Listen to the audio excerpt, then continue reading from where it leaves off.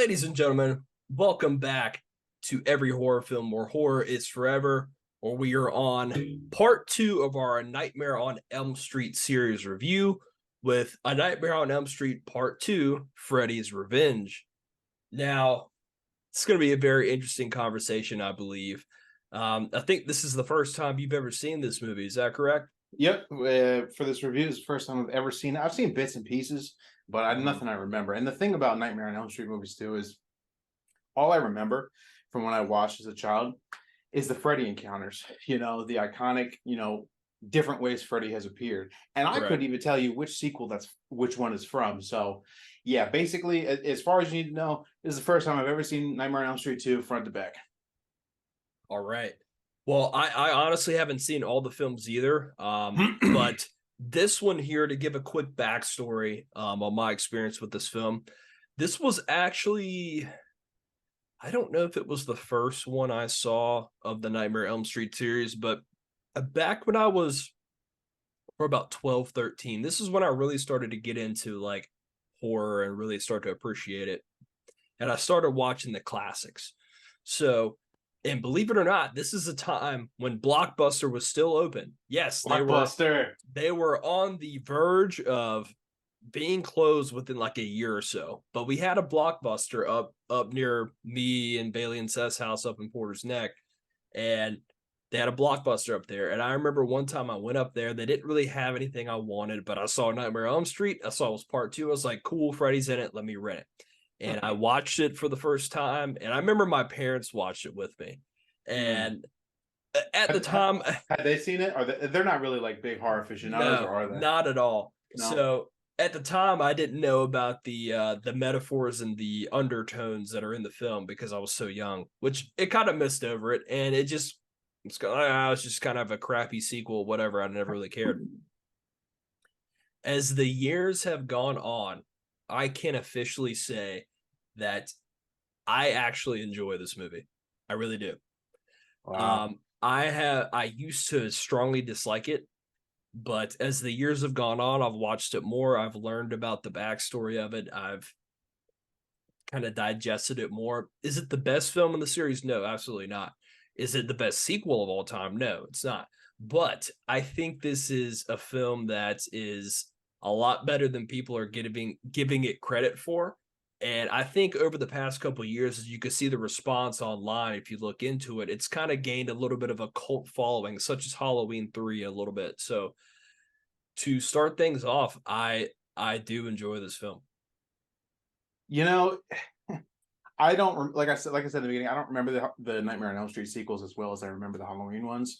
So I can't tell you right now if this is the best or the worst or the middle or whatever. I have to watch the whole franchise to tell you, but this one is the most surprising. I'll tell you that much. I heard the hype going into it. I said, how on the nose can it be? And well, let's just put it out there, man. This is a gay movie. This is a gay movie, man, and that's intentional.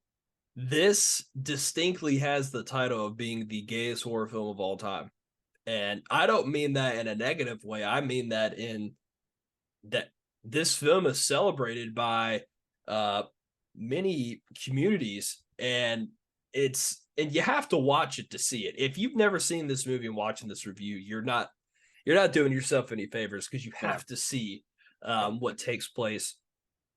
To kind of give a backstory, we have this male lead who later would come out to be gay in real life, Mark Patton, and throughout the film, there are certain scenarios he finds himself in, and you really start to see the gay subtext and the things that they do in this film. Some people say it's intentional, some people say it's not intentional. It's pretty intentional, in my opinion, but in a way that over the years has added to the film in a positive way. And I'll add this in here, and I'll let you go. There's actually a documentary about this film. It's called Scream Queen. I'm not sure if you heard of it or saw it, but it kind of details Mark Patton's life during and after this film and kind of his struggle with this movie. And that how it's been celebrated as like the gayest horror film of all time. And he finally sat down with the director and the writer and was like, look, you know what you did, blah, blah, blah, blah, blah. You know, they apologize. They're on an even playing field now. But for a long time, they were not. So that's kind of a little bit of backstory about the film. Yeah, it's funny because before I even get to Nightmare on Elm Street 3, I'm gonna go watch that. I'm gonna watch that documentary. Yeah. I saw bits and pieces from the documentary Never Sleep Again, where they Mhm. talked about number two.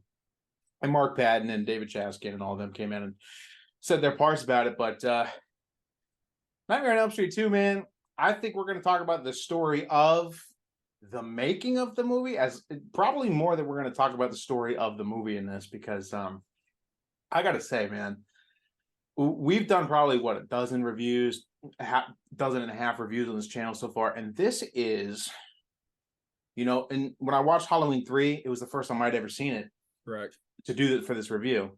But I've seen everything else prior to that. This is the only other one that we've reviewed that I haven't seen prior to us reviewing it. And this review, out of all the ones that we've done, is the only one that I feel like is a major boss battle, because I'm struggling with this, because this threw me through a loop. Like, I've watched enough movies to know, okay, check this box, you missed this box, golden rule, whatever, man. This one, I I felt like I was falling down a hill. I had no idea when I was watching this. I was like, how do I grade this movie, man? Because boy, what a whirlwind of an experience this was, and not in a mind blowing way like a Christopher Nolan way, but in just I wasn't ready. I just wasn't ready. So the important thing to know, if you're watching this review, you know the deal. You know what Nightmare on Elm Street 2 is about. You've seen it. You've seen stuff about it. It is a homoerotic movie. Um, I am not gay. I'm not in the LGBTQ plus community. I Although I've seen hundreds, maybe 1,000 films in my life, and I feel like I have a pretty good idea of what I like, what I don't, what to grade, what not to grade. Um, Movies that have an angle of like this, where they're really aimed for the LGBTQ demographic, I really don't feel qualified to review. Not just because it's not for me, but because I don't have a lot to compare it to. I was thinking there's a lot of, especially in horror, there's a lot in the last 10 years, even maybe 20 years, there's been a huge uptick in like LGBTQ representation in movies, and especially horror. Horror has really found its own little nook of the the homosexual demographic. And there's a lot. I was looking up gay horror icons or gay horror movies. There's a lot that came out in the last 5-10 years, and I looked up gay horror movies from the 80s. There was like 4 of them. Yeah. And one of them was Nightmare on Elm Street 2, and the other one was Lost Boys. And then there were some other 2 unknown ones. And I was like, man, I don't have a lot to compare it to. You watch these reviews, I'm comparing movie to movie, movie to movie, franchise to franchise, but I can't compare this to Lost Boys. Lost Boys is one of my favorite movies of all time. But Nightmare on Elm Street 2,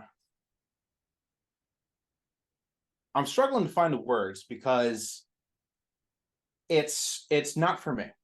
And I don't mean that I don't like it, because I do. This is actually a good movie, but it's not aimed for me, and I don't fully understand the story that's being written. In the 80s, you had homosexuality and the LGBT ideas as kind of taboo. A lot of people didn't want to talk about it, especially on screen, especially in Hollywood. It was still the world was still pretty closeted. They're not nearly as open as they are now. So this story, especially with the AIDS epidemic and all that, and other things that I really am not educated on, this movie seems like a banger to me. It really seems like a banger of an idea, laced with a horrible execution of a sequel. And when the credits rolled on this, I got the idea that I was watching, yet again, two movies.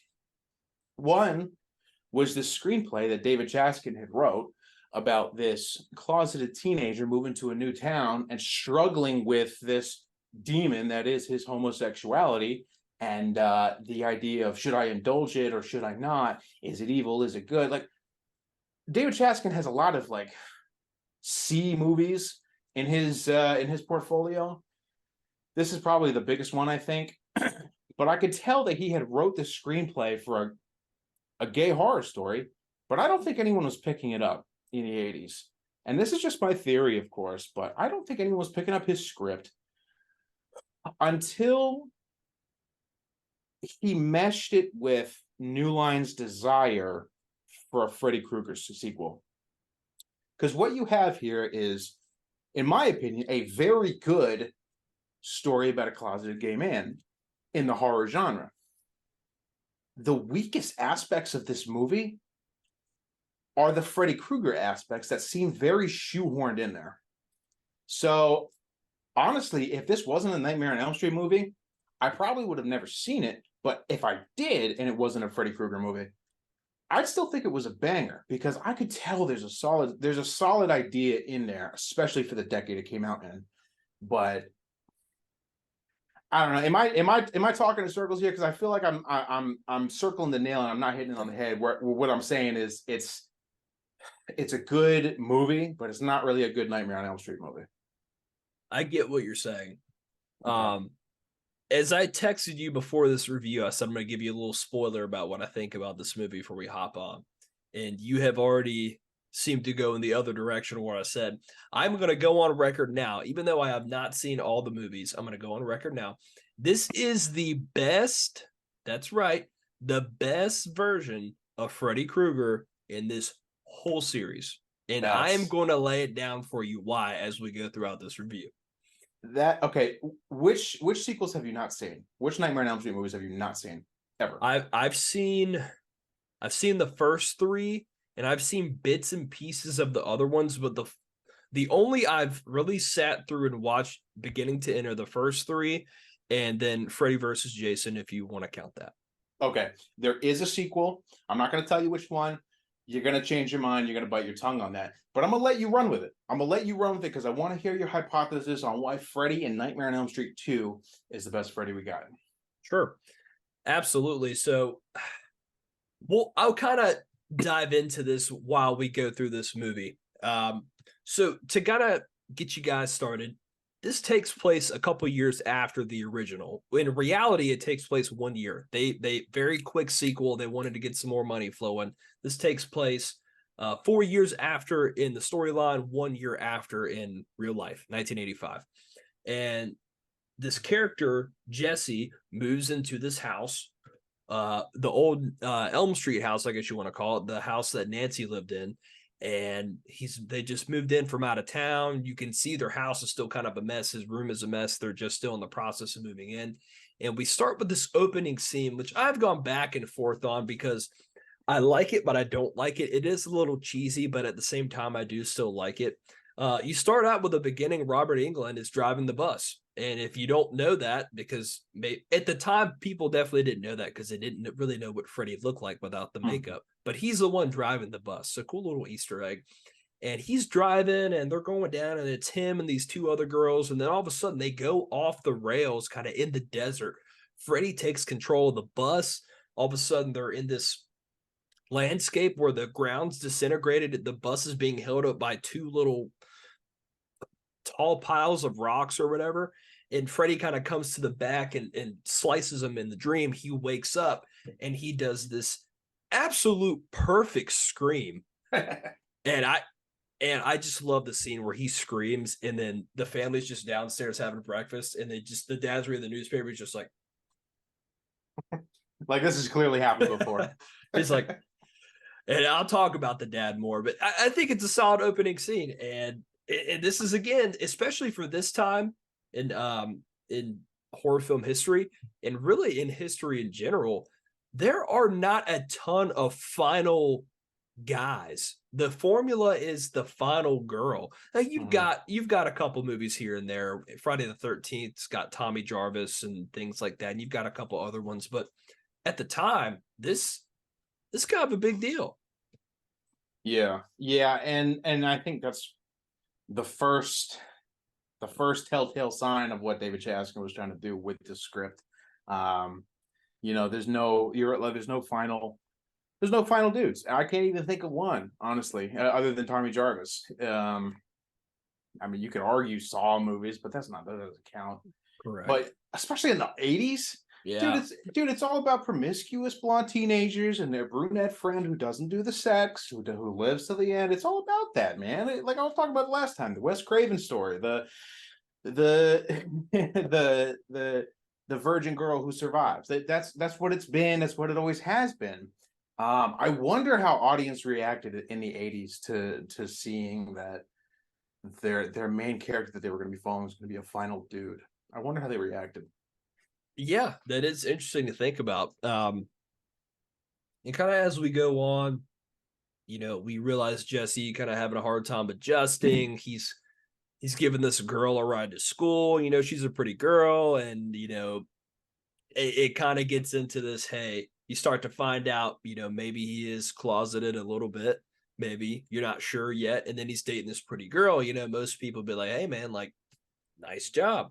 But we kind of figure out as the film goes on, all these metaphors and stuff, and we get this really interesting scene where they're out there playing baseball, and our other character, Grady, who's kind of like Mhm. the jock guy, and he's out there playing baseball, and he hits Jesse in the head with the ball, and then they kind of get in this scruffle, and then Mark Patton's butt just like gets his pants pulled down, and you just see his butt, and it's just like the first time you see it, you're like, why do they do that?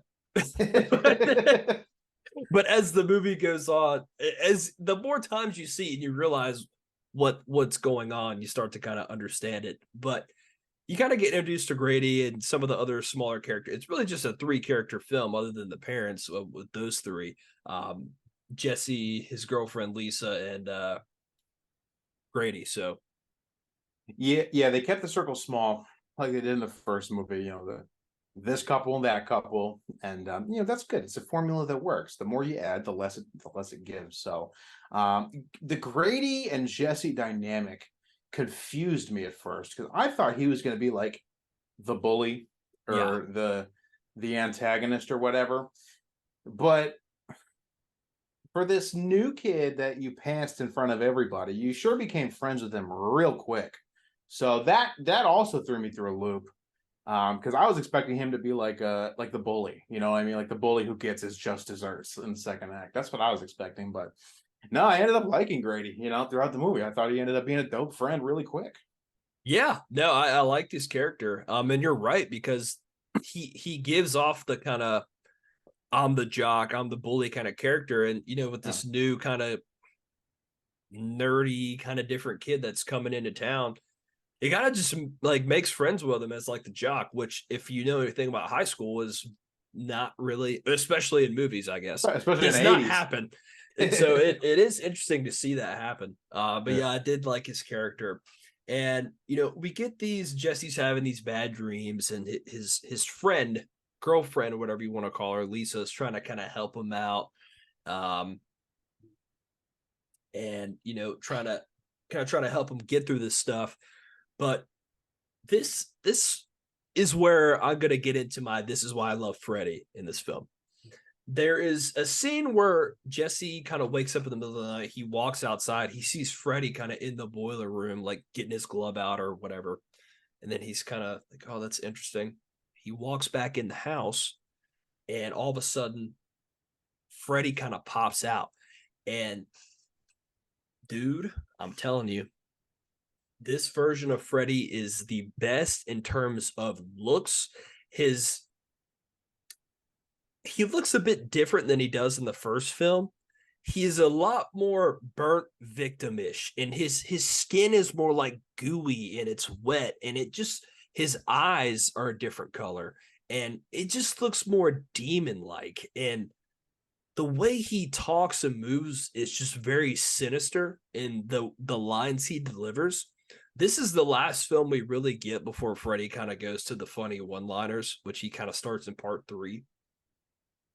This to me is the most sinister feel of Freddy. His look, his personality, his mannerisms, and you get this sexual kind of subtext between him and Jesse where he's like, "You've got the body, I've got the brain." And I love that line. And then he rips off the top of his head and his brain. I love that. That's great to me. I absolutely love that. Yeah, I see what you mean about the depiction of Freddy. And the interesting thing about depicting Freddy is we can tear apart every minuscule change that you make to a Michael Myers mask between sequels. But the thing about Freddy is his appearance changes between every movie. Yeah. And the biggest criticism isn't his appearance really, it's his behavior and his mannerisms and what he says. So it's an interesting idea to realize that when you have a character who's speaking and has a personality and has these traits and this backstory, people tend to focus on that more rather than the appearance, like they would with Michael or Jason. So it's I'm I'm happy that Freddy Krueger's appearance doesn't get torn apart as much as like the Halloween fives or the H2Os, when you're just talking about a rubber mask, So I'm happy that Freddy Krueger could change his appearance because let's face it, he exists in dreams. He never looks the same twice. He always has some kind of different feature about him or some kind of different behavior or appearance, kind of like Pennywise. And I'm just happy that people aren't griping about his appearance changes because for better or for worse, he's supposed to be changing. And it just so happens that in Nightmare on Elm Street 2, you're right, he looks uglier, he looks wetter, he looks stranger and more menacing. Maybe part of that was the original first draft of David Chaskin's script, where this closeted sexuality is more manifesting itself as like this ugly demon, and that was kind of the idea that went into the makeup and character design of this movie. Who's to say? But I got that vibe from it. But yes, he is more menacing. Knowing what I know about the sequels, I'm not going to agree with you that he's the most menacing because there is one iteration I can't wait for you to see. But I know what you're talking about. He does take it a step further than he did in the original movie, even if the action is toned down a little bit. Correct. And in this movie, when they started off production, they did not bring Robert Englund back to be Freddy. They were like, "Hey, we don't need this guy. We don't want to pay him. Let's just get a guy and some makeup and walk around." Now, most people know this about the film. Not sure if you do, but the shower scene where the coach gets killed, you see this scene where this Freddy kind of outline kind of walks through the mist of the shower, and he just kind of walks like this, like there's no personality to it. Well, that's the guy, I guess, the stunt guy they hired to do the film. Oh, okay. I thought it was Mark Penn. No, Okay. if you go back and watch it, it's the guy they originally hired to play Freddy, which has no emotion in the way he walks or anything. He just looks like a guy that's just like, he's a body double. He's not an actor. Yeah.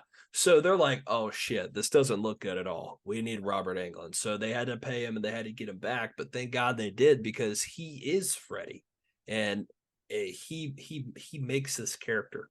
And just in that scene where he's with Jesse and he's kind of toying with him with his glove, and he's rips the side of his head off and he's just doing that dark laugh. I love it, man. It gets me fired up every time I see it. Yeah, and that was the beginning of a major question I had about Freddy's motivation in this. He didn't know Jesse before Jesse moved in. I get the idea of him stoking the fires in the basement where his glove was stored last movie, but in the original movie, and this is part of what I was saying in the beginning where it kind of falls apart as a sequel. In the original movie, Freddy's motivation was to get revenge on the parents who did him wrong by killing their kids. Right. Jesse's got no connection to him other than living in this house on Elm Street that I don't even think Krueger lived in. I mean, it was Nancy's house. Why is Krueger attached to this house at all? and why does he have plans for Jesse? He doesn't even know Jesse. So that kind of I don't feel like that ever got explained. I feel like you can make the headcanon that Jesse inserted himself into this role of being needed Yeah. by Freddy, but that's From, weak. That's weak at best. from what I heard, I don't know if this is true. This could just be a rumor, but in the beginning of the franchise, before they knew it was going to be a full-on franchise, they kind of wanted to make that house kind of like central to the series, kind of like the Myers house, where it's like, oh, that's Michael Myers' house, like you stay away, blah blah blah. But as the series goes on, they kind of get away from the house. It doesn't really mean as much. But in the beginning, I think they kind of wanted to. It's something about this house, maybe that he's. They don't really explain it, but I know in the beginning of this franchise, they kind of wanted to do that a little bit, from what I've heard. So that might be a reason why. That makes sense from a writing standpoint. I don't think that was ever even hinted at in the last movie, but Mhm. it is what it is, right? Yeah. So, and as we go through the film, I have to say this. I love the dad in this movie. He So is the stereotypical. stereotypical 80s dad. He's like, I love it, dude. It is so funny. It's It's so deadpan. Like, I love it. I imagine that most dads that age in the 80s were like that, where they're just reading the newspaper, cross legs in their business casual outfits at breakfast, just Yep. nothing wrong with the AC, honey. Like like so disinterested and so just like unapproachable, but not in like a nasty way, but just in a yeah, well, that's interesting. Good luck with that. Like just like a dadly way. It's so funny. It's so stereotypical. Oh yeah, and throughout this film, you mentioned that how hot it is in the house. Well, throughout the film, the house is extremely hot, and the AC keeps rising. Jesse, he's laying in bed having these dreams, and he's waking up. He's drenched in sweat, and they keep trying to tell him. He's like, "Dad, the AC is broken. Get someone to come look at it." He's like, "I'm not having anybody come look at this." It's just like Just need some Freon, honey. just eat some Freon. It's all good. And then you have the scene where the pet birds burst into flames, and it's just hilarious. And he's like, oh, that just doesn't happen. It must be a gas leak. He's like, no, I'm telling you what's going on. There's a man chasing me in my dreams, and he's trying to kill us. And he's like, nah, it's a gas leak. Oh, that's nonsense. It's 97 degrees in this house for some other reason. And it's just hilarious. And The bird. Tell me about the bird, man. I don't get the bird. What was up with that? That's probably the one scene of this movie that I don't get. And then you have this little chase scene where like it's like the POV of the bird, and he's like flying around, and then you get the classic broom where he's like, oh, I'm trying to hit it, and he's knocking everything over, and it's just like It's like, what do you mean a bird in the house? exactly. So I don't know. That scene just I don't know. They're just really random, but it's whatever. I But guess him stoking the fire in the basement was supposed to be like a planting the seed of why it's so hot in the house because Freddy's down there stoking it. I guess I'll run with that. I'm okay with that explanation. that's true. We can fill in the blanks with that. So, as the movie goes on, and we get this more subtext where the Coach Schneider, he kind of gets off on punishing Grady and Jesse, making them do push-ups for talking bad behind his back and doing all this stuff. And Grady mentions at some point, it's like, hey, like Schneider's out at these gay bars at night, like during the school nights, and he just kind of says it's kind of random. You don't even pick up on it at first. I didn't even catch that. Yeah, so he mentions that in at one point when they're getting disciplined, and we have this one scene where later on in the film where Jesse's he's having these bad dreams, he's struggling, and he just walks outside in the pouring rain, makes it to this gay bar at night, I guess. And it's funny because the bartender that serves him the drink, which is very strange because I have never in my life had someone serve me a beer and then give me a cup this big to pour it in. You don't drink beer out of a small cup like that, okay? I didn't understand that.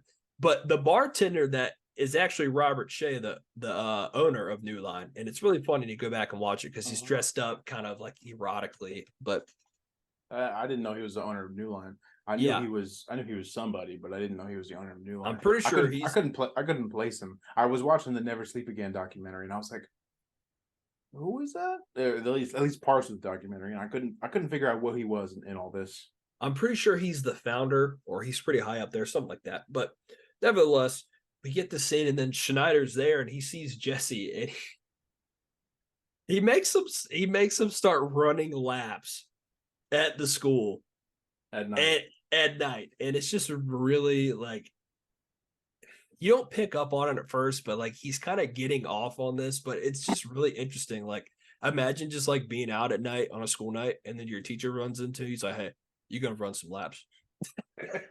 And you know, like the sleepwalking, you could go anywhere, and you walk into a leather bar downtown in the '80s, and you see your gym teacher dressed in a leather vest, and I'm gonna tell you what, out of this whole scene, you know what my favorite aspect is? What? The insanely this is the most 80s. This is the most 80s thing I've ever seen in my life. It's when the gym teacher slams his hand down on the bar and he stares at Mark Patton. He doesn't say anything and he's grinning, but he's chewing his gum like a donkey. I don't even think he has gum in his mouth. He's like, for like a good 10 seconds. It's the most 80s chewing of gum I've ever seen in my life. And it distracted me so much that I was laughing until he was in gym class. It was so funny to me, and I don't know why. That's right. He's chewing the hell out of that gum. And he tells them after this point, he's like, "Hey, go hit the showers. You're done." So Mark Patton, Jesse goes to take a shower, and Schneider's in his office, and I'm gonna not try to laugh when I say this, but he starts to get balls thrown at him. And it's just this random scene where he's just in the office and basketballs, footballs, tennis balls just start coming off the racks and hitting them. And I mean, if you're younger like me, the first time you see it, you're like, this is stupid. Like, what? This is terrible.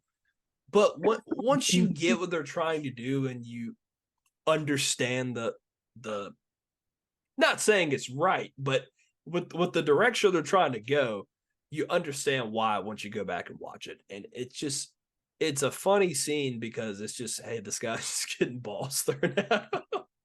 It's funny. And the thing is, it's not funny at face value, but it's fun. It's funny when you couple it with the denial that's coming from the director and the crew about, no, this isn't a gay movie. It's like, yo, this guy from the gay bar just made a student hit the showers at night in the gym, and now he's getting hit with balls in the face. And for years, the director and the writer and the director still to this day says, I have no idea what we're talking about. I'm like, dude, you are either the biggest liar on this earth, or you are the most clueless man. And I'm gonna go with the liar. Like, if you write that chain of events on paper and write in big bold letters, this isn't about being gay, I would swear to you this is coming from a South Park episode. Like, yeah. It's not even subtext at this point. It's so on the nose. You got balls on your nose. Literally, balls on your nose. And it's just it's interesting to watch. And then Schneider, he gets these jump ropes kind of tied around his arms, and he's getting dragged back to the showers where Jesse's at, and he shows up. And even in a more hilarious scene, I think, is he starts getting his ass smacked with a towel, and the towels just like start floating in air. It's just whoosh, it's just like smacking him in the butt, leaving these big red whelps. It's just like, and he's hanging on like by these straps he's got on, and he's getting, it's just like it's just like it's like, man, you can't tell me that you don't know what you're doing here. The director was like, I think you're only picking up on the gay subtext because Mark Patton, the main actor, is a gay man. It's like, hey, buddy, Mark Patton's not on set when you're whipping the gym teacher's ass with a wet towel. Okay. Exactly. And at the time, no, they didn't know Mark Patton was gay. He was still in the closet. So, um, anyway, it's an interesting scene to say the least. And then we come to find out that we see Snyder getting slashed across the back. And I will say this for Freddy, who has his glove, he doesn't necessarily do a ton of kills with the glove. If throughout the series, if I'm correct, there are some kills he does, but it's more of like it's just a part of him. Where if it's Michael, it's like, yeah, you're getting killed with a knife. You will have other kills, but you're getting killed with a knife. With Jason, yes, he's got the machete. You're gonna get killed with the machete. With the glove, it's like, yes, he does some kills, but it's more of like he does things with it as opposed to just strictly, hey, I'm gonna stab you with this and kill you. Yeah, his glove kills really only happen when he's visible or not in the personification of Freddy Krueger and not inhabiting the shape of a convertible drop top or a TV or whatever else he inhabits in this series. So yeah, it's only when he's in human form that he's killing with the glove. Maybe that's like an up close and personal intimacy thing. Maybe it's just whatever. Personally, I don't know about the sequels that are coming. I hope that there's more glove kills than environmental kills. I hope there's more glove kills than that. But yeah, it's a good point that not all kills are glove kills. I think it adds variety, and I think it prevents it from getting stale fast. Because Yeah, let's be honest, if Michael used a knife for 6 movies, it'd get kind of stale, kind of fast. So variety of kills is good, but don't lose sight of who you are. correct. So we have the scene where Snyder gets slashed across the back and he's dead. And then all of a sudden they flip the screen and it's Jesse and he has the knife on, or excuse me, the glove, and he lets out this scream. And after that, the cops find him on the side of the road walking in the rain. And again, in another classic dad scene, which this scene is just funny to me anyway, because the cops bring him back. He's like, hey, is this your son? He's like, yeah. He's like, well, you better keep a tight leash on him. He's walking around naked. It's just like, and that was me. And I get a knock on my door at 3 a.m. It's like, hey, is this your son? I'm like, nah. Not psych ward's up the road. Sorry. Nope, never seen this kid in my life. And they just bring him in, and the mom's like, it's okay, we'll go to bed. I'm like, no, you're not going to bed. You're just out there walking around the rain. And the dad's like, listen, I just need you to answer this question for me. We'll go to bed. Who's selling you the drugs? and most importantly, do you have tomorrow's newspaper? Because I need to read it at breakfast. I need to read it. And from the dad's perspective, it's like, yeah, he's definitely on drugs. And then Mark Patton's like, he's like, I'm not on drugs. Are you sure? Yeah, and here's another problem too. The big thing I haven't mentioned yet is people's biggest gripe about this movie, other than the subtext, is that Freddy's kills don't happen in dreams. All of Freddy's or Jesse's kills are in real waking life. What's the point of Freddy Krueger, huh? You're supposed to be haunting the dreams. You're not haunting the dreams. You're haunting the subconscious of Jesse. So it maybe this walking down the street, ending up at a gay bar, ending up at school with balls flying, and then whatever happened in the shower. Maybe that's all a dream, And you end up, you're the one wearing the glove. Cool shot. Next scene. Oh, wait a minute. Cops brought you home? So it really happened. Okay, well, could have been a cool dream sequence. Could have been a very telling dream sequence, but you ended up playing the card where it happened in real life. So this is a Nightmare on Elm Street, not a taking a walk, killing your gym teacher on Elm Street. So it's one of my biggest gripes too about this movie is the kills don't happen in dreams. It's a very real thing, and that backs up my idea that this was David Chaskin's script about a gay horror coming out story, laced with Freddy Krueger on the top of it in the third or fourth draft. That just kind of backs it up where it doesn't really fit because Wes Craven made these rules. He made these rules for the world and for Freddy, and New Line knows this, and they had the whole playbook of the last movie to work with, but they didn't follow the rules. You hear a lot of people talking about if you're going to establish rules, you have to follow them. Correct. You're breaking the rules in number 2. What's the point of the rules in number 1? So that's a big problem. The fact that these aren't dreams, and it's not even ambiguous. It's not even like, oh, maybe it was a dream, maybe it wasn't. Like, no, it's not a dream. He shows up to school the next day. The gym teacher's butt naked and murdered. So, yeah, and the next day they show up to school, and he's taking his girlfriend Lisa, which we'll talk about her in a second, and then they're just like, "Where you been, dude? Snyder just got wasted at the gym, and he's dead." And he's just like, "I did this." Now, do you think, and we'll discuss this kind of at the end as well, is it confirmed that it is Jesse that did these kills with Freddy kind of taking control of him? Or is it Freddy actually did the kills, Jesse just kind of happened to be there and watch it happen?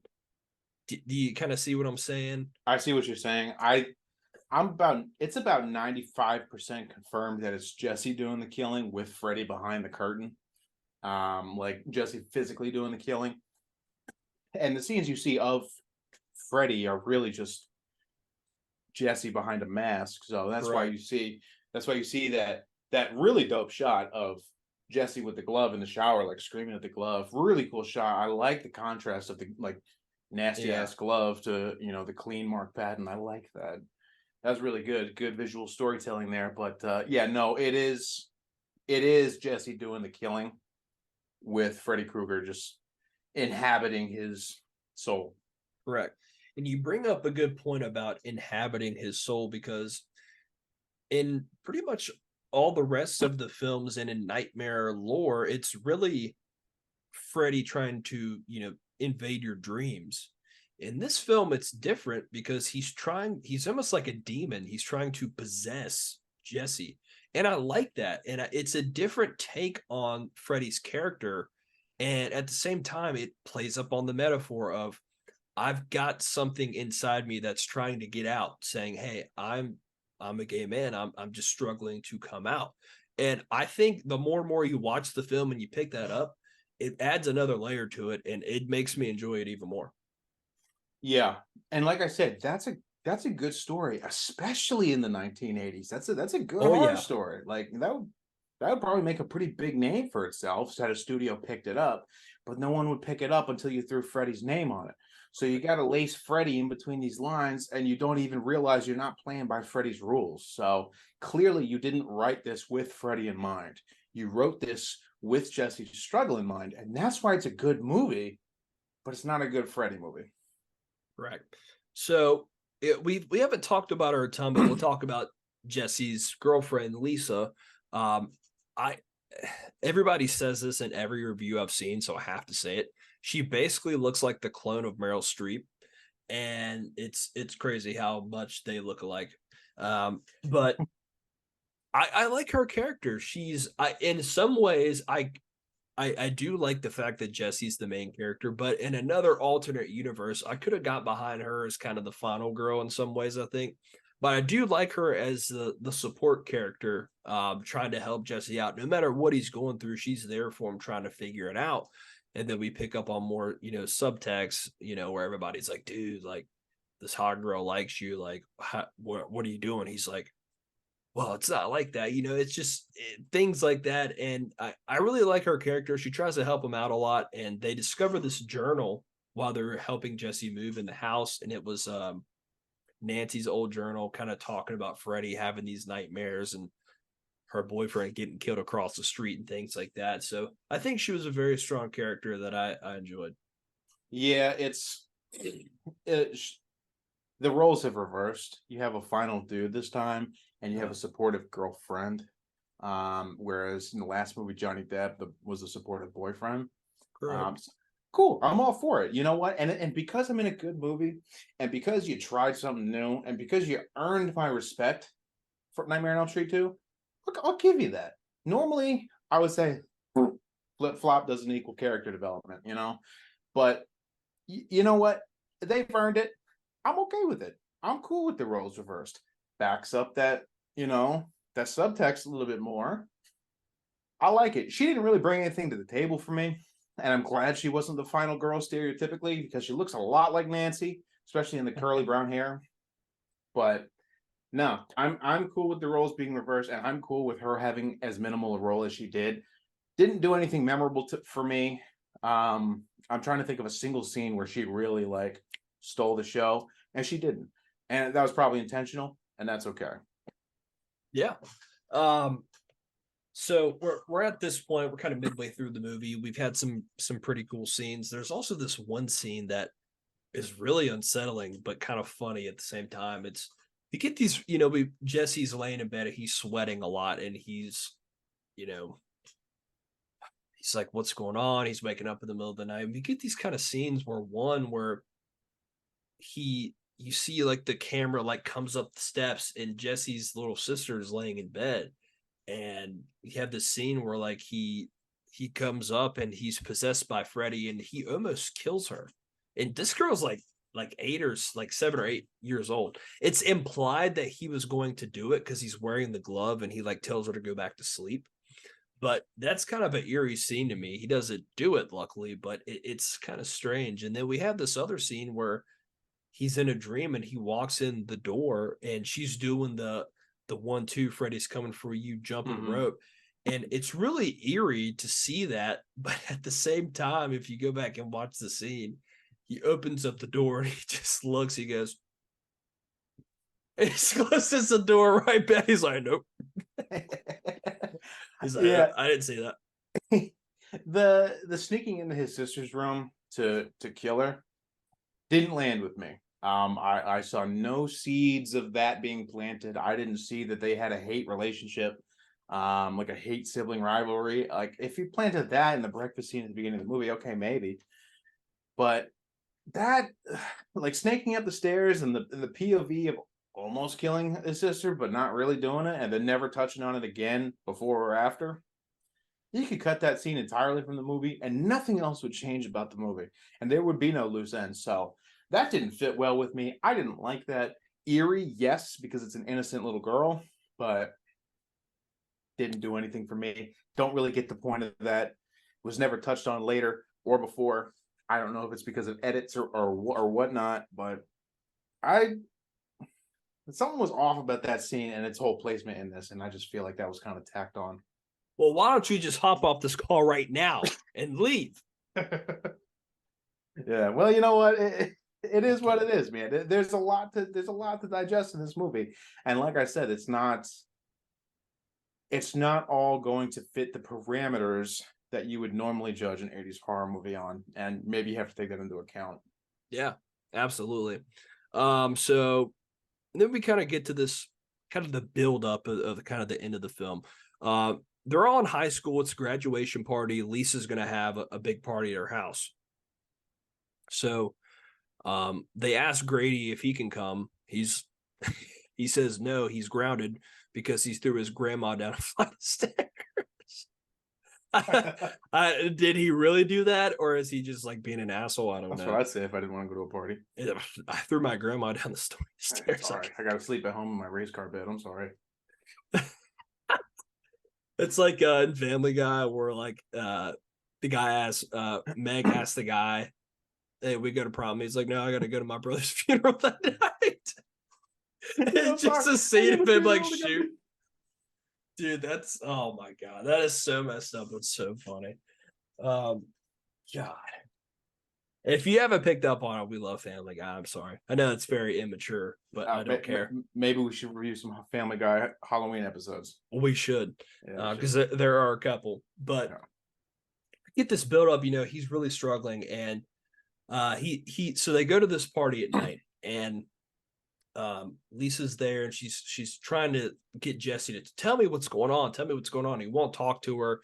The parents, they're trying to get him help, but he's like, I don't need help. I don't want help. Typical person in trouble. They don't want help. They don't need help. and we get the scene where they kind of go in this little cabana, and this is the first time that they kind of, really get involved with each other in a sexual nature. They're kind of like making out, they're laying down, and she's finally getting kind of what she wants him to open up. And we get this scene where he gets like this crazy long, like Gene Simmons looking tongue. It just flops right on her chest, and it's gross looking. And then he's like, oh, and then he like packs up his stuff and puts on his clothes and runs away. And it's another metaphor of this closeted man kind of running away from the situation he doesn't want to be in. Yeah. And I think if Wes Craven was doing the movie, I think there would be a little bit more written about the crossing the threshold of the final girl with the virgin aspect, and you promiscuous, you die. I think Wes Craven would have wrote a paragraph, whereas Correct. this guy wrote a sentence. Yeah, absolutely. So we get this, and then we get to one of the top two scenes in the movie for me, and for most people, I would agree. So Jesse runs to Grady's house, and Grady's sleeping in his NASCAR bed. It's a very typical.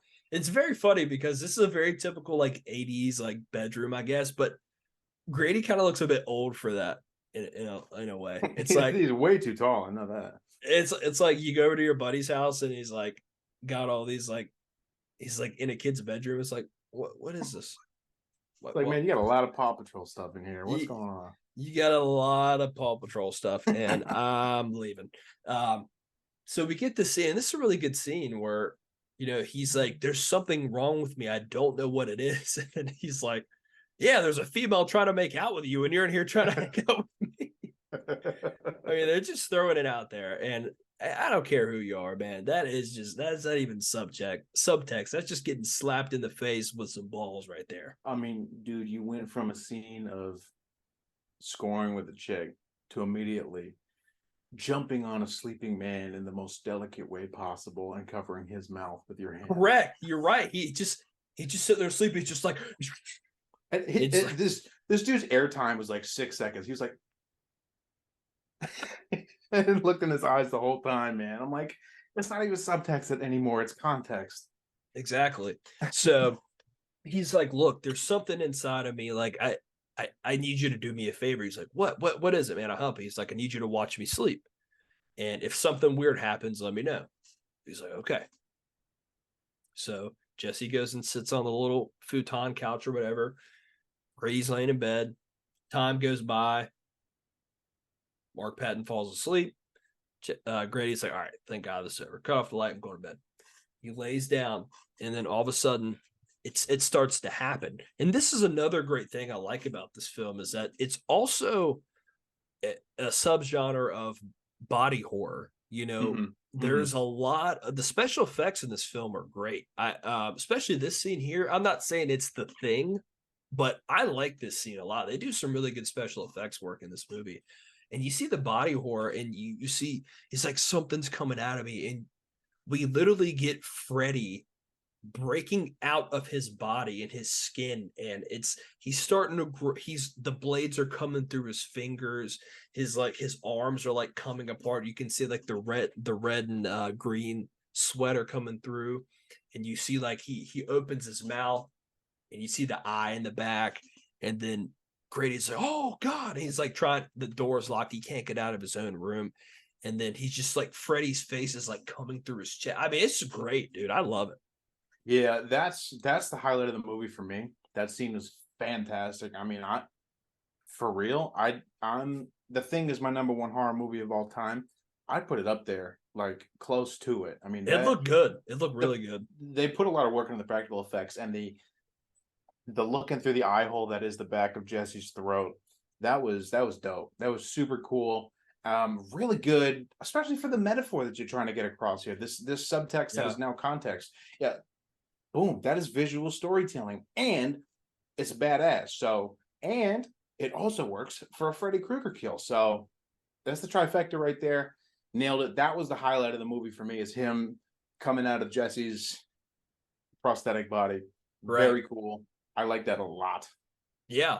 It's a great scene, and like you said, the metaphor of coming out, and it's just great visual storytelling. Yeah. And he's kind of slices open the top half of his body, he stands up, and he's like looking at Grady. He puts his hat on. He's like, I'm getting ready to kill you, and it's just like it's intense. And then you got Grady's parents on the other side of the door trying to open it up, but they can't. And then I love Grady. I hate to see him go, but it's a sick kill, man. It's mean. Freddy just picks him up and he chokes him. He just right through the door, rips it down. You got blood dripping through the door, and that's a great scene. Yeah. And then we cut back and you see the mirror in the reflection, and you see Freddy in the mirror kind of laughing at Jesse because Jesse just cuts back. Jesse's got the glove on. He killed him. Mm-hmm. And it's you really feel bad for him. Like this Freddy's taken over his life, and it's not even his dreams. It's taken over his life, and he's using him to kill people, to get people scared to remember him. And it's a really effective scene. I love it. Yeah, and the final, like, here we are in the third act. Freddy has become Jesse. Jesse Right. has become Freddy. He has come out.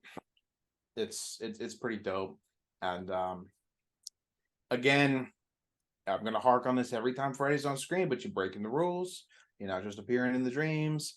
The dreams aren't constraining you. You're just a demon who's in the real world now.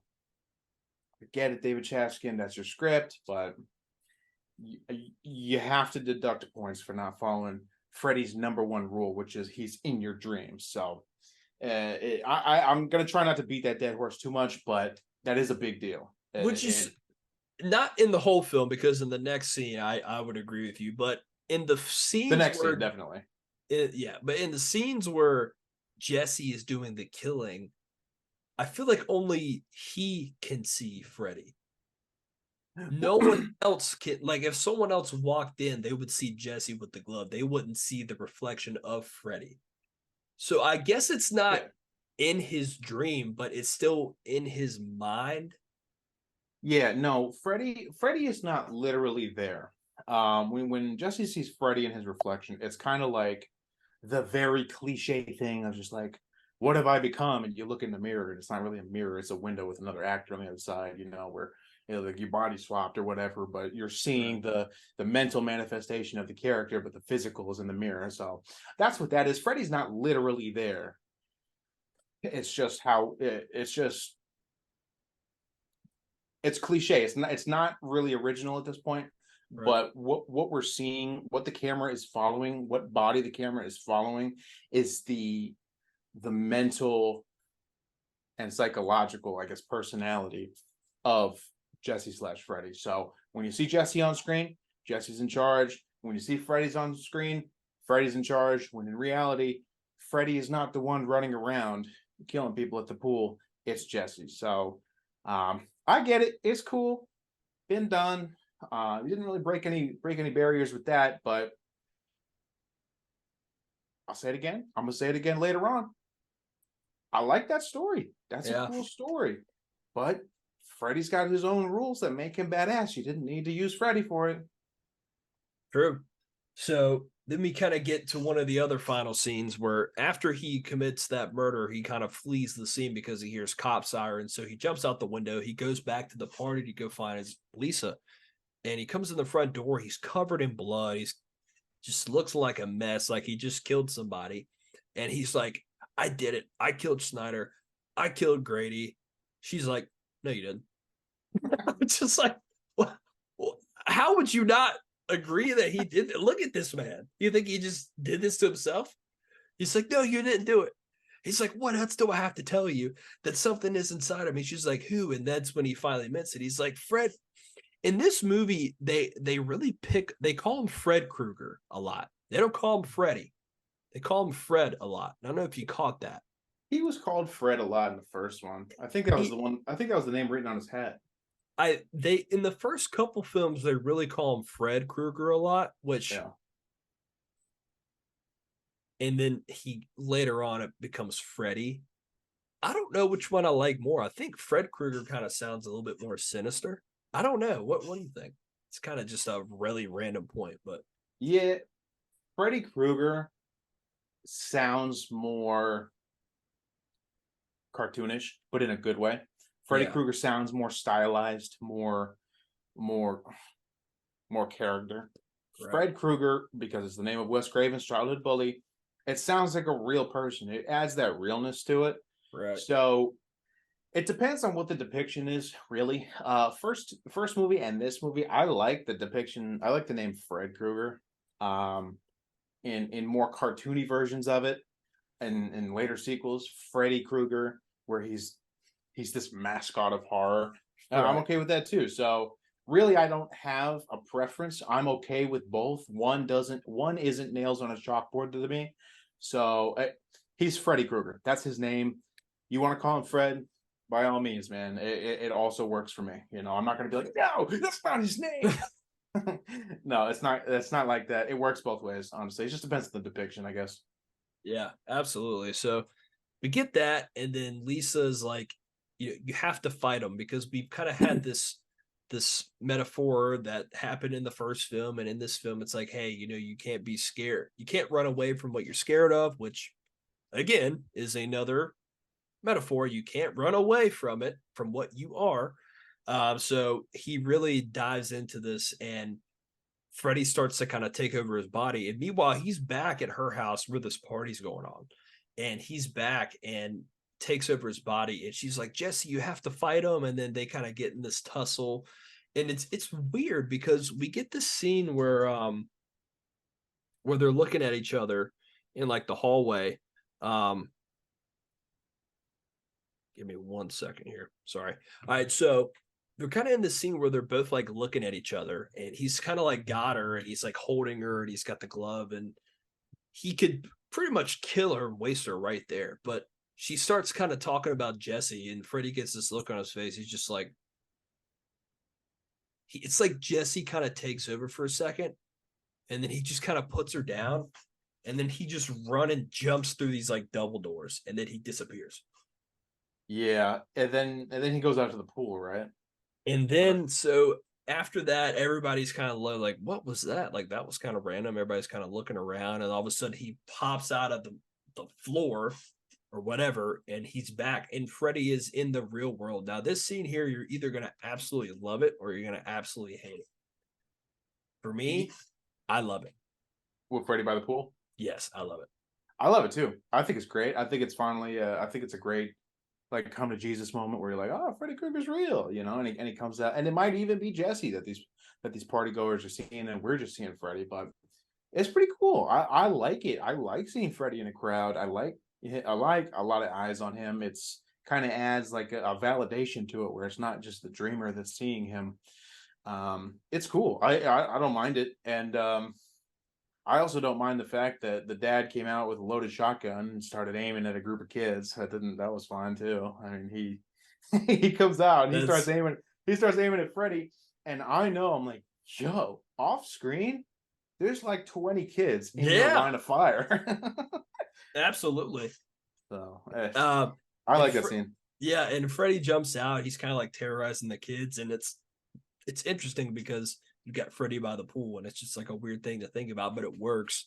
And he's like terrorizing these kids, and you get this great scene where all of a sudden the pool's heating up. It's I like that. boiling. I like the You've got boiling.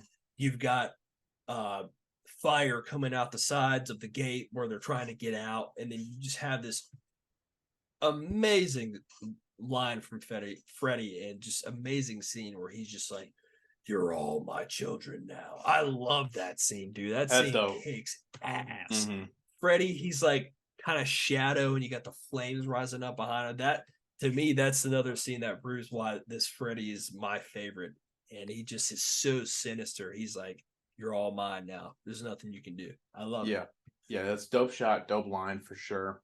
And I like the the heat aspect of this demon coming out, and I'm reluctant to say Freddy Krueger because I've like I said, but from the stoking the fire to the 97 degrees in the house to the bird combusting to the pool boiling. I like that. I think that's super dope. Like he's on site. The pool is boiling. Fire is coming. So Correct. I like the environmental context of the heat rising whenever the demon is around. So that's a cool idea. I like that. Yeah. And then another great line that is hilarious, but I love is that you've got just imagine seeing this like burnt up guy with a glove and a hat on. The last thing I'm gonna do is be the guy that's like, hey man, just calm down. It's gonna be okay. just relax. I can help you. He's like, I'm just here to help. And Freddy's like, help yourself, you fucker. Just throws I absolutely love that scene. It's just like, what did you expect was gonna happen? Like, there's always that one guy in a group. You get a random sample of 20 people. You always got that one guy just like, hey man, just calm down. It's all good. Like, bro, Exactly. this isn't about you. It's like Freddy just takes off the glove. He's like, okay, yeah, I guess I'm fine. It's like, you're next. So he tells him to help himself, throws him, and then we get this, and then the dad comes out with the shotgun. He's trying to shoot him, and then Lisa's like, "Stop! That's Jesse." And then Freddy just it's strange, but it works because it's like Jesse kind of took over. Like he's terrorizing all these kids. All of a sudden, he just stops. He just looks around, and then he just walks towards these kids and just disappears in a burst of flames. Like it's just kind of odd, but I like it at the same time. It is, and I'm glad he didn't say anything. We have yet to get to the era of Freddy Krueger dropping these joke one-liners like Chucky does. Correct. But the lines that he does deliver are powerful, and the absence of him delivering a line is powerful. You know, Freddy Krueger talks enough that when he doesn't talk, that's also saying something. So, Correct. I like the fact that you could tell like he was thinking really hard and then he dipped. And you know the saying the host's name and bringing his mentality to the forefront, like you got to fight it from inside, like how many times has that been done, dude? 100 times in the last 2 years. You know what I mean? So, but it works here. Robert Englund does a very good job acting with his eyes. I think I give him a lot of props for that, especially under so much makeup. Yeah, all in all, this pool scene is a win for me. Absolutely. So then we get to the last scene of the film, really. And earlier in the movie, they take a trip to this factory in this boiler room, I guess, where Freddy worked. And it's what they try to do is they try to bring Jesse to this to maybe kind of evoke some kind of emotion or something out Like of channeled Freddy, yeah. channel him in a way, which is interesting. But nothing really happens when they're there.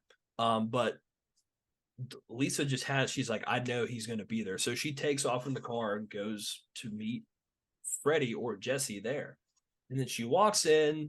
You see these two these two stupid looking dogs with like baby faces. I don't know. His And garbage explain pail it. dogs. The garbage pail dogs, and she just ignores them and they go away. And then we get this kind of standoff between Freddy and Lisa, and she's like, you gotta fight it. He's like, Jesse's dead, he's mine. And then it's Freddy's like super like into it, like really dark. And then she kind of like in the first film where it's like you take the fear away, I guess. And then in this one, she's like, you have to fight him, Jesse. And he's fighting him on the inside. And then Freddy starts to kind of like, he's like, oh no, like it's working. Like, and she has the great distinction of kissing Freddy on the mouth. And I want to know how that tasted. Probably tastes like wet rubber, honestly. But in context of the story, that's probably nasty. Oh my Uh God.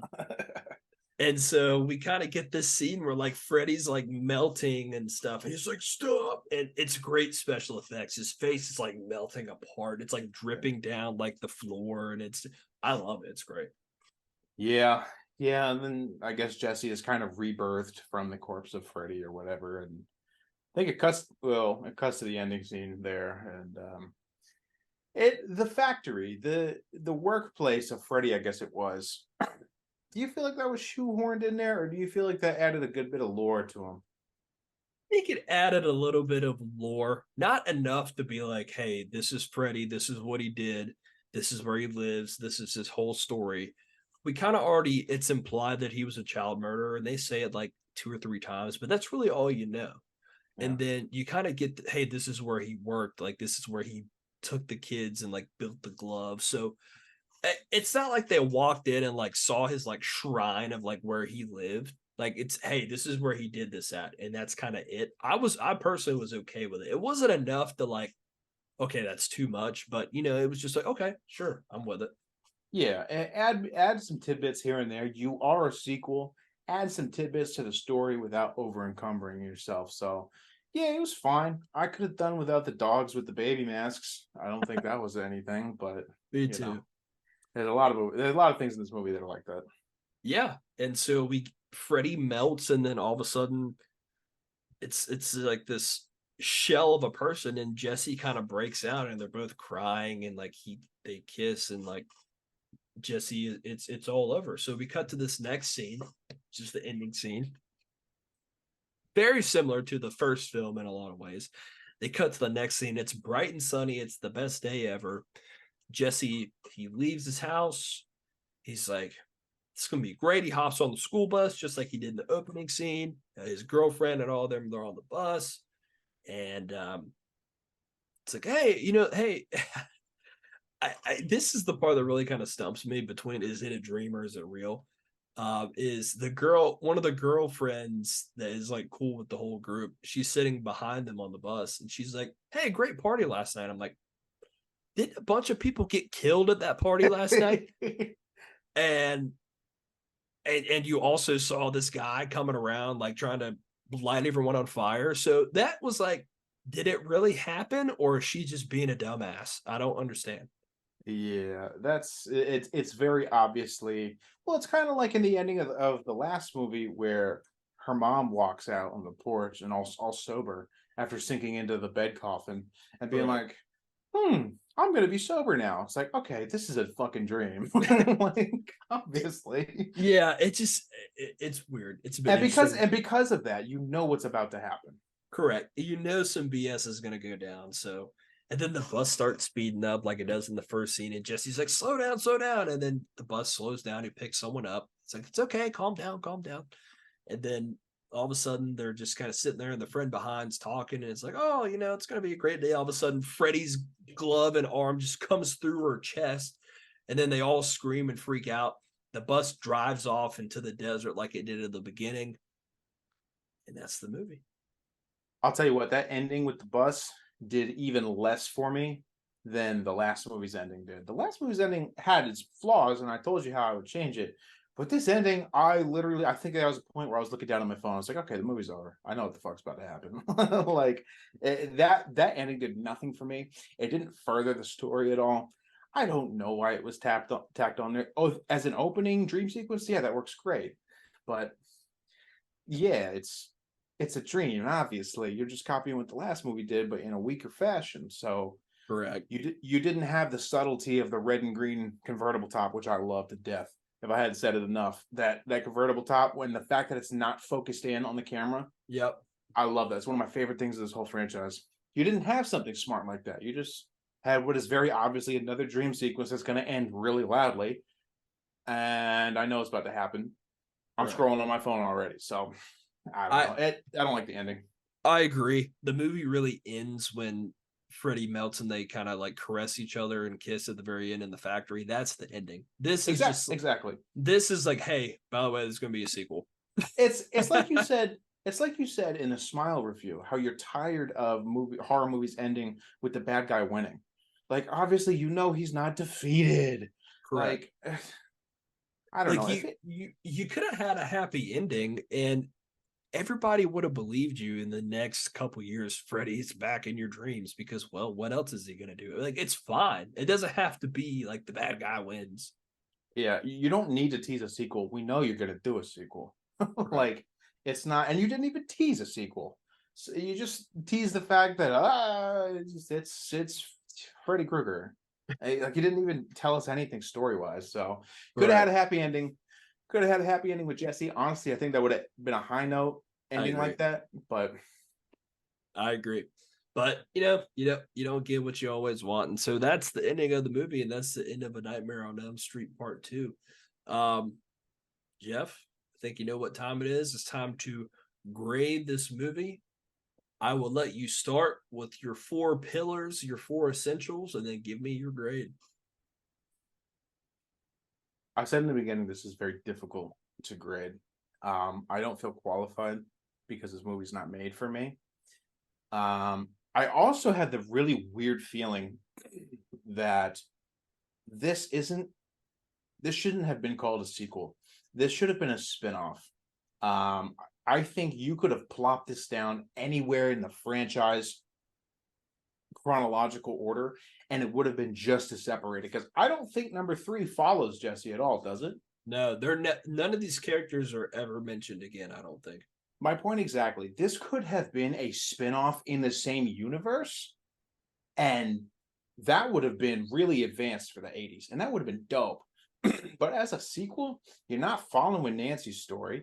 You're not continuing Freddy's story. You're not even gonna continue Jesse's story. So don't call this number two. Honestly, you could call this number seven, number six, number 4.5, whatever the hell you want to do. You want to, but not put a number in it. That's fine. It's a spin-off. It's separated from the rest the same way that not even the same way as anything. It's just so distant. The only thing it has tying itself to the main timeline is Freddy in the house. So looking at it as a spin-off, this is a solid movie, man. I really like this movie. I really like the story, but I really dislike Freddy being shoehorned in there, or at the least, if my theory is wrong, making me feel like he's shoehorned in there. So let's talk about the 4 cardinal rules. Number 1, don't show me the monster. You showed me the monster, I think, as much as the first movie did. With that, you brought some changes to his appearance. I'm gonna give you a passing grade on that one because Freddy is still obscured in the shadows enough, right, for it to be fair. So you move from an F to a D. Be scary at all times, not just when the threat is on screen. We had this problem with Halloween Ends, where unless you're the main character or in his close circle, you ain't got to worry about it, right?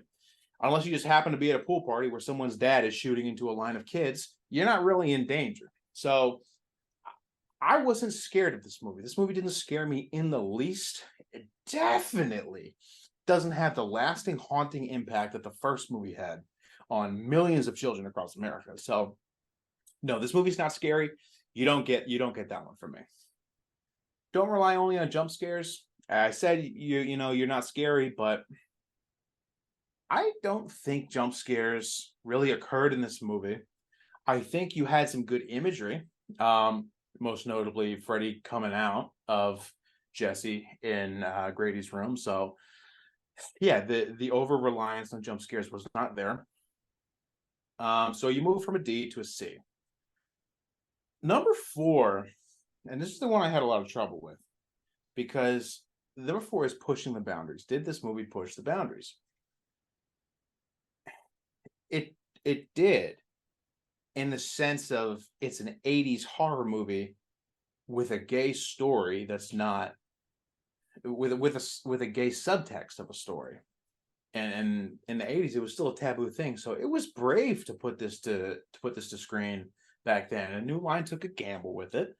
It shoehorned Freddy in or not. They took a gamble with it, and David wrote a good script. So I'm gonna say he pushed the boundaries there. But then again, you didn't do anything with this that the one before didn't already do. So I'm torn a little bit, and I find myself grading it like 2 different movies, like a gay horror movie and like a Freddy movie, which basically it is. So in all fairness, I'm not going to give you the push the boundaries one. I'm going to keep you at a C, but I'm going to give you a C plus because this was not a bad movie. I like this about as much as I liked Halloween 3 Season of the Witch. I will probably watch it again just to observe and kind of take mental notes. It's the kind of horror movie you put on at a party, or you put on like in front of some friends who want to watch some goofy horror. There's worse campy 80s horror out there. This is fine. I'd watch it again for real. So I will give it a C plus. It's weird. It's weird, but it's not bad. I feel like Freddy has done worse, and we're gonna get there. But this is so detached from Freddy that if it was its own standalone project, I feel like it would be rated higher in the film archives of America or whatever. But C plus for me. I'll stick with that. Yeah, I agree in a lot of ways. I'm gonna give this a B minus. Wow. Um, you could also put it in the C plus territory. It just kind of depends on how I'm feeling on the day.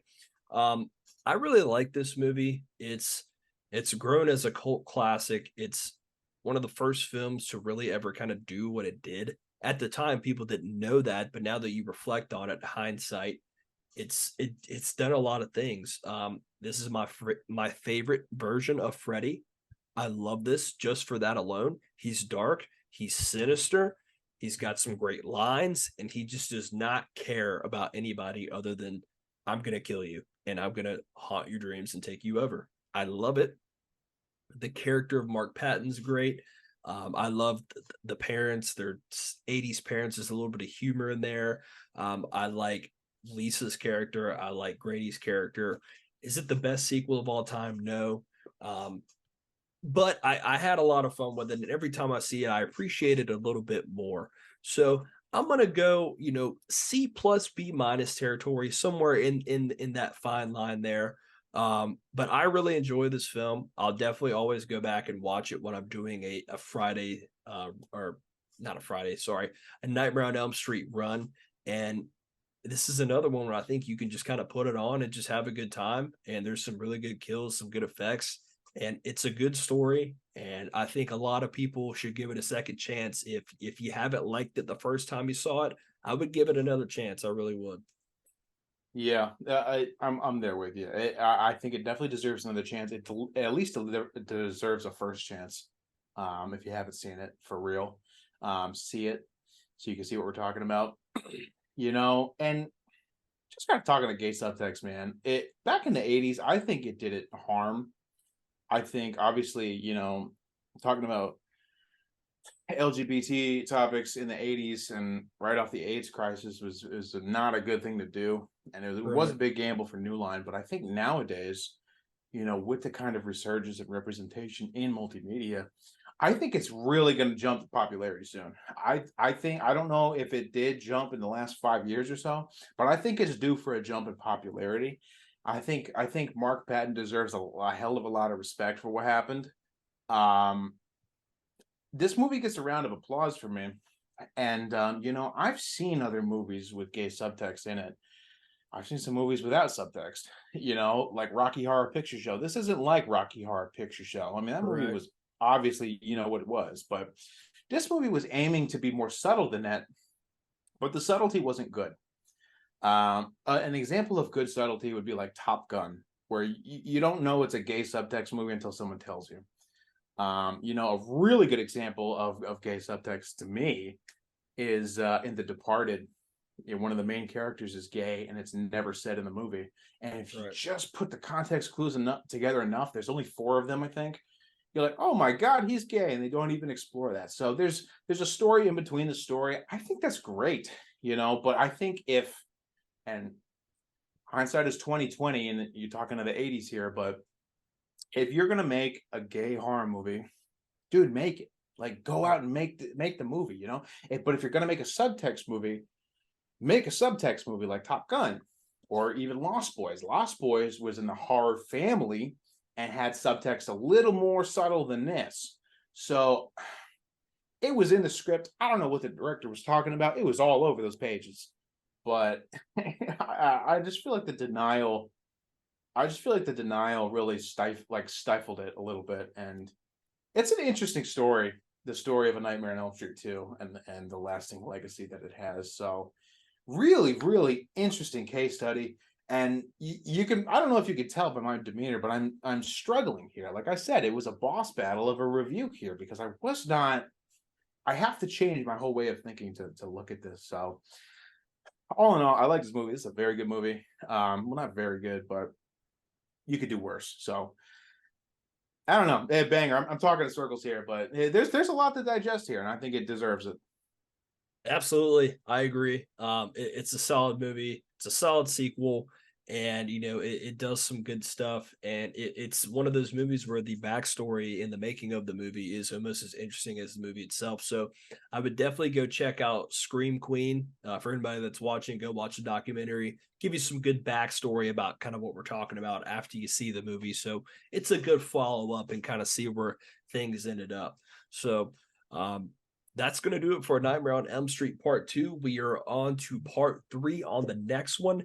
It has been a little while since I've seen Part 3, but from what I know from the community of Nightmare fans, their picks between the best movie are either the first or the third. So that's what I've always heard. So I'm pretty pumped for this next review as well. I saw all except for number 2 of the Nightmare movies when I was a kid growing up under the age of 10. And I only remember when Freddy was on screen. So, and the context they're in and the appearances that he made. So, but they're all a jumbled mess. And I couldn't tell you which movie was which. So these movies, 3, 4, and 5 are basically first watches to me when I do this review. So I'm excited. I'm excited for this. I'm excited to go in with a open mind. I know nothing about it. I don't read reviews before I watch a movie. I don't engage in conversation about it before I watch it. I try to get my first impressions and then see what the consensus is and then watch it again. So this is going to be another first view for me, is number 3, and I'm excited for it. Absolutely. But all right, guys, I got to get out of here. As usual, thank you for watching every horror film where horror is forever. When we see you on A Nightmare on Elm Street Part 3, Dream Warriors. The mummy has now been located. The living mummy. The living mummy.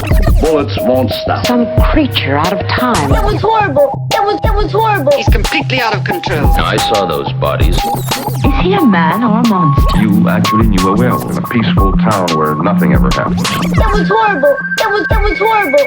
In the mystical regions of Transylvania.